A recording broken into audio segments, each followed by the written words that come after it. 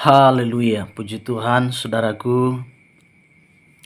Firman Tuhan adalah pelita pada kakiku dan terang pada jalanku. Jumpa lagi dalam program Cahaya Injil. Pada kesempatan ini, mari kita sama-sama akan belajar kebenaran firman Tuhan. Kebenaran firman Allah pada kesempatan ini saya berikan tema, bersama Yesus selalu ada jalan keluar. Sekali lagi, bersama Yesus selalu ada jalan keluar. Terdapat di dalam Injil Markus pasal 16 ayatnya yang pertama sampai dengan ayatnya yang keempat. Markus pasal 16 ayat 1 sampai 4, firman Allah berkata di sana, setelah lewat hari Sabat, Maria Magdalena dan Maria ibu Yakobus serta Salome membeli rempah-rempah untuk pergi ke kubur dan meminyaki Yesus. Dan pagi-pagi benar pada hari pertama minggu itu, setelah matahari terbit, pergilah mereka ke kubur. Mereka berkata seorang kepada yang lain, siapa yang akan menggulingkan batu itu bagi kita dari pintu kubur? Tetapi ketika mereka melihat dari dekat, tampaklah batu yang memang sangat besar itu sudah terguling. Saudaraku, pada minggu Paskah itu para wanita pergi ke kubur Yesus. Tujuannya untuk apa? Untuk meminyaki mayat Yesus, untuk memberikan rempah-rempah kepadanya. Menurut adat atau kebiasaan kala itu, menurut adat tradisi orang Yahudi, mayat yang sudah dirempahi dan dikafani sedianya dibiarkan membusuk, sehingga tinggal tulang belulang. Kemudian tulang belulang itu dipindahkan ke dalam satu tempat yang dinamakan dengan osuarium atau peti tulang belulang. Merempahi mayat sudah menjadi adat Yahudi. Dari dulu bahkan dalam perjanjian lama ditulis bahwa jasad Yakub dan Yusuf dirempai-rempahi. Di dalam Kejadian 50 ayat 2 misalnya, dan Yusuf memerintahkan kepada tabib-tabib, yaitu hamba-hambanya, untuk merempai-rempai mayat ayahnya. Maka tabib-tabib itu merempahi mayat Israel. Jadi kebiasaan merempahi jasad atau mayat seseorang di dalam tradisi Yahudi memang sudah ada semenjak dahulu. Nah, kita akan melihat bahwa pada saat mereka dalam perjalanan wanita-wanita ini, mereka diliputi pertanyaan besar. Mereka bertanya satu kepada yang lain.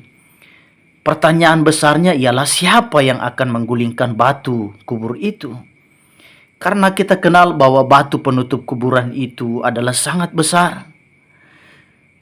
Mereka berkata di tengah perjalanan perempuan-perempuan ini, biar kita juga mungkin patungan, kita bersatu, satukan kekuatan, satukan tenaga untuk menggulingkan batu itu. Tentu tidak akan bisa. Sebab kuburan di zaman dulu mayat bukan ditanam di dalam tanah, tetapi dimasukkan ke dalam gua, lalu ditutup dengan batu yang besar. Bukankah itu juga menjadi pertanyaan dalam hidup kita saat ini? Ketika kita temukan batu masalah, batu pergumulan, batu sakit penyakit, siapakah yang akan menolong kita? Ada batu-batu yang saat ini mungkin saudara tersandung dan jatuh oleh karenanya. Ada batu-batu persoalan yang menghalangi langkah perjalanan hidupmu. Ada batu sakit penyakit yang saat ini sedang menggerogoti dan mendera hidupmu dan tubuhmu. Sehingga dokter pun berkata kepada suami atau kepada istri dan berkata, tolong bawa pulang saja. Rawat di rumah. Apa saja yang dia minta kasih, pokoknya kasih saja. Kenapa seperti itu? Karena dokter berkata harapan hidup tidak ada. Dokter dia semacam hands up. Jadi kita percaya bahwa di dalam Yesus selalu ada kekuatan. Di dalam Yesus selalu ada jalan keluar. Tidak ada istilah jalan tertutup di dalam Tuhan. Sejauh saya dan saudara punya pengharapan dan punya iman, kita pasti mampu. Hari-hari ini pertanyaan kita sama seperti perempuan-perempuan tadi.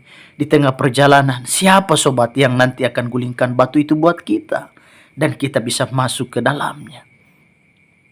Siapa yang bisa menolongku hari ini? Mungkin itu pertanyaan yang sama yang saat ini sedang terngiang-ngiang di dalam pikiranmu. Siapa yang akan bantu saya? Siapa yang akan sembuhkan saya? Siapa yang akan tolong saya? Pertanyaan-pertanyaan itu dengar, aku tawarkan Kristus padamu. Di dalam Yesus selalu ada jalan keluar.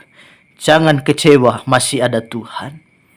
Jadi kita melihat di sini bahwa bagaimana supaya saya dan saudara bisa menemukan jalan keluar. Bagaimana saya dan saudara bisa melihat jalan keluar itu terbuka buat saya dan saudara. Yang pertama, saudaraku, melangkah dengan iman. Itu dicatat dalam Markus 16 ayat 3 sampai dengan ayatnya yang keempat. Di sana dikatakan firman Allah, mereka berkata seorang kepada yang lain, siapa yang akan menggulingkan batu itu buat kita dari pintu kubur? Kemudian di sana dikatakan bahwa tetapi ketika mereka di ayatnya yang keempat melihat dari dekat, tampaklah batu yang memang sangat besar itu sudah tergolek, sudah terguling. Jadi ini satu hal yang sangat luar biasa. Kita melangkah saja. Mungkin saudara saat ini diliputi banyak pertanyaan. Tapi ketika saya dan saudara melangkah, kita percaya, maka persoalan yang sebetulnya menutupi jalan kita dengan sendirinya akan terbuka. Kenapa? Karena Tuhan bersama dengan saya dan saudara. Tetapi para wanita ini meskipun mereka tahu mereka tidak sanggup menggulingkan batu tersebut, namun mereka tetap melangkah, saudaraku. Mereka tidak berkata kepada seorang dan kepada yang lain. Kemudian mereka berkata, ayo kita kembali saja. Kita pulang aja, percuma kita akan menjenguk dan melihat kuburannya, kubur Yesus. Tidak ada, itu sama sekali tidak ada harapan buat kita untuk bisa masuk. Kenapa? Karena memang pintunya tertutup. Tetapi firman Allah berkata mereka tidak kembali. Firman Allah berkata mereka tetap melangkah. Jangan berhenti di tengah jalan. Jika saya dan saudara menghadapi pergumulan, tetap percaya, tetap melangkah dengan iman, maka Tuhan pasti akan menolong saya dan saudara. Mereka tetap melangkah. Ketika mereka melangkah, mujizat terjadi. Karena batu tersebut telah digolingkan oleh malaikat.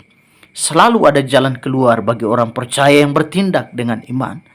Dalam Matius pasal 28 ayatnya yang kedua, firman Allah berkata, maka terjadilah gempa bumi yang hebat, sebab seorang malaikat Tuhan turun dari langit dan datang ke batu itu dan menggulingkannya, lalu duduk di atasnya.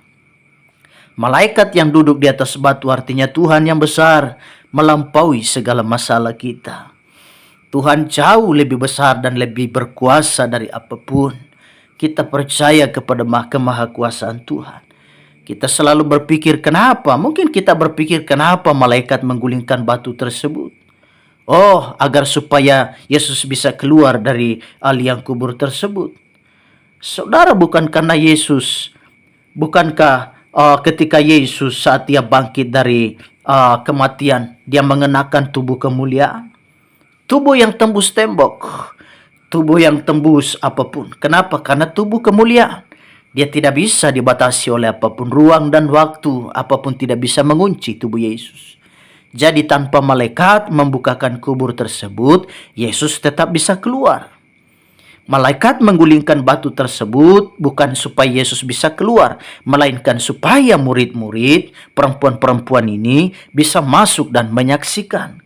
Kubur yang kosong adalah bukti bahwa Yesus adalah Tuhan. Jadi ada saat di mana saya dan saudara berdiam diri dan Tuhan melakukan mujizat. Seperti Musa yang membelah laut Teberau. Tetapi ada saat di mana juga kita harus melangkah. Lalu mujizat terjadi seperti terjadi pada Yosua saat menyeberangi sungai Yordan. Dan kemudian Allah memberikan kering kepada setiap kaki yang mereka injak. Di mana kaki mereka berpijak, di situ menjadi kering. Padahal sungai Yordan itu sedang meluap karena banjir. Jadi ada pertolongan bagi kita. Yang pertama, jika saya dan saudara mau melihat jalan itu dibukakan, kita temukan jalan keluar yang pertama, melangkah dengan iman. Dan yang kedua, mengasihi Yesus. Harus punya kasih yang begitu luar biasa kepada Tuhan. Markus 16 ayat 1-2 di sana firman Allah berkata, setelah lewat hari Sabat, Maria Magdalena dan Maria ibu Yakobus serta Salome membeli rempah-rempah untuk pergi ke kubur dan meminyaki Yesus. Dan pagi-pagi benar pada hari pertama minggu itu setelah matahari terbit, pergilah mereka ke kubur. Oh saudaraku, masih terlalu pagi. Kalau mau dipikir mereka perempuan-perempuan, harusnya mereka takut, harusnya mereka tidak berani. Bayangkan mereka tidak takut, oh betapa nekat sekali. Harusnya mereka masih tidur karena sebagai seorang wanita tentu dia punya kesibukan yang banyak, mengurus banyak hal. Kita tahu bahwa perempuan itu di mana-mana mereka orang-orang sibuk. Orang-orang yang mengurus rumah tangga, mengurus anak-anak, memberikan makan, memasak, dan lain sebagainya, membereskan rumah. Jadi ini sangat luar biasa. Di dalam Efesus pasal 4 ayat 32 firman Allah berkata, tetapi hendaklah kamu ramah seorang terhadap yang lain, penuh kasih mesra dan saling mengampuni, sebagaimana Allah di dalam Kristus telah mengampuni kamu. Kristus telah lebih dahulu melayani kita. Kristus terlebih dahulu menunjukkan kasih-Nya buat saya dan saudara. Kasih yang terbesar adalah dia tergantung di atas kayu salib, di puncak di atas gunung Golgota. Itulah kasih yang sangat luar biasa. Karena kasih-Nya lah dia rela tergantung di sana buat saya dan saudara. Jadi yang pertama melangkah dengan iman jika kita mau melihat jalan keluar. Dan yang kedua miliki kasih sayang. Mengasihi Tuhan seperti wanita-wanita ini. Mereka meskipun di waktu yang sangat terlalu pagi, di waktu yang sangat subuh sekali, tetapi mereka punya kerinduan. Waktu-waktu di mana orang masih tidur dan beristirahat dan masih menikmati tidur mereka. Tetapi mereka luangkan waktu. Mereka datang untuk melihat kuburan Yesus. Oh betapa kasih mereka kepada Tuhan luar biasa. Mereka tidak pikirkan resiko di tengah jalan. Ada bahaya di tengah jalan karena ini masih terlalu gelap. Tetapi kita percaya ketika kita punya kasih sayang kepada Kristus Yesus. Kita melayani atas dasar motivasi cinta kepada Tuhan. Atas dasar kasih sayang kepada Tuhan. Maka kita akan melihat perkara-perkara ajaib akan dinyatakan. Tanda heran satu kepada tanda heran yang lain. Mujizat yang satu lepas kepada mujizat yang lain. Haleluya. Kita akan lihat pertolongan yang satu kepada pertolongan yang lain. Kenapa? Karena kita melayani atas dasar cinta kepada Tuhan. Yang terakhir, bagaimana supaya kita melihat jalan keluar bersama Yesus. Yang terakhir adalah percaya Yesus telah bangkit. Markus 16 ayat 5-6 di sana berkata, lalu mereka masuk ke dalam kubur dan mereka melihat seorang muda yang memakai jubah putih duduk di sebelah kanan. Mereka pun sangat terkejut, tetapi orang muda itu berkata kepada mereka, janganlah takut, kamu mencari Yesus orang Nazaret yang disalibkan itu. Ia telah bangkit, ia tidak ada di sini. Lihat, inilah tempat mereka membaringkan dia. Dia bukan Allah yang mati. Dia bukan Tuhan yang terbaring kaku di kuburan sana. Ada banyak nabi pemimpin agama, bahkan pemimpin agama. Mereka mati tidak bangkit-bangkit. Tetapi Yesus dia hidup, haleluya. Kita menyembah Allah yang hidup. Bayangkan jika kita menyembah Tuhan yang mati, oh betapa malang nasib kita. Betapa bodohnya kita. Kita melihat murid-murid Kristus berjuang, bahkan mereka hampir sebagian besar mereka mati martir. Kenapa mereka sampai rela mati martir? Ada yang dipancung kepalanya, ada yang dibunuh, ada yang dikuliti. Kenapa bisa hal itu terjadi? Betapa bodohnya orang mempertaruhkan nyawanya hanya untuk sesuatu yang tidak jelas. Mereka percaya bahkan mengorbankan nyawa mereka karena mereka tahu bahwa Yesus itu dia bangkit dari antara orang mati. Dia Tuhan yang mati dan bangkit. Dia bahkan akan datang kembali untuk saya dan saudara. Karena Yesus bangkit, ibadah kita menjadi bermakna kepadanya. Ibadah kita semakin bergairah. Kita melayani lebih setia. Kita melayani lebih bersemangat. Kenapa? Karena Yesus telah bangkit buat kita. Ada jalan keluar. Bersama Yesus jalan selalu terbuka. Tuhan Yesus memberkati. Izinkan saya berdoa buat saudara. Bapa di sorga, berkati firman-Mu, bahkan kami semua yang telah mendengarkan firman hari ini. Tuhan, tolong mampukan kami di tengah kondisi situasi yang sulit sekalipun. Ada banyak batu yang menghalangi di depan mata kami. Ada banyak batu yang menghalangi sehingga kami tidak sanggup melihat pertolongan Allah secara manusia.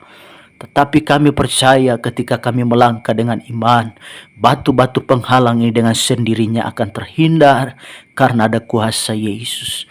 Terima kasih Tuhan, berkati kami semua. Kami terima firman-Mu dan kami amini firman-Mu. Mujizat Allah terjadi bagi kami. Dalam nama Tuhan Yesus Kristus. Haleluya. Amin. Puji Tuhan. Tuhan Yesus memberkati kita semua.